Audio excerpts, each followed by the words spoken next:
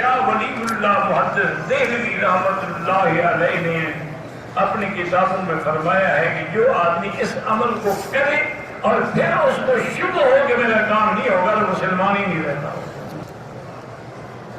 اور وہ طریقہ کیا ہے کہ 4 رکعت نماز برائے حاجت کی نیت کریں. پہلی رکعت میں سورۃ فاتحہ پڑھنے کے بعد رب انی مسنی الضر وانت ارحم الراحمین یہ 100 دفعہ پڑھیں. پھر رکوع کریں. پھر جب دوسری رکعت میں کھڑے ہوں تو فاتحہ پڑھیں. پھر 100 دفعہ پڑھیں گے وہ فوض امری الی اللہ ان اللہ بصیر بالعباد. پھر اسی طرح بیٹھ جائیں دو تشہد میں. پھر جب تیسری رکعت میں کھڑے ہوں تو فاتحہ پڑھنے کے بعد 100 دفعہ پڑھیں گے رب انی مسنی الضر وانت ارحم الراحمین. پھر چوتھی رکعت میں جب کھڑے ہوں تو فاتحہ پڑھنے کے بعد حسبنا اللہ و نعم الوکیل. اگر پورا پڑھ لیں نعم المولا و نعم النصیر اچھی بات ہے. یہ بھی 100 دفعہ پڑھیں.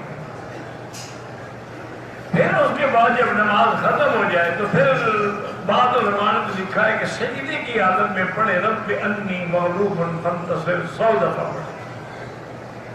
اول آخر درود شریف پڑھیں. تو انشاءاللہ ایک رات میں زیادہ سے زیادہ 3 راتوں میں اس کا بڑے سے بڑا مشکل پہاڑ کیوں نہ ہو ٹل جائے. اس کی وجہ یہ ہے کہ شاہ ولی اللہ کوئی چھوٹا آدمی تو نہیں تھا نا.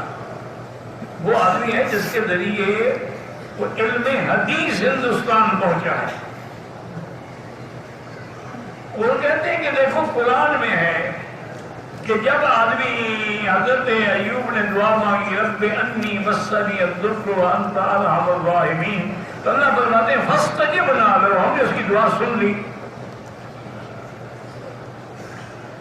اسی طریقے سے حسبنا اللہ و نعم الوکیل جب صحابہ نے پڑھا تھا جنگ احد میں فانقلبوا بنعمت من اللہ و فضل ان کی دعا بھی منظور ہو گئی.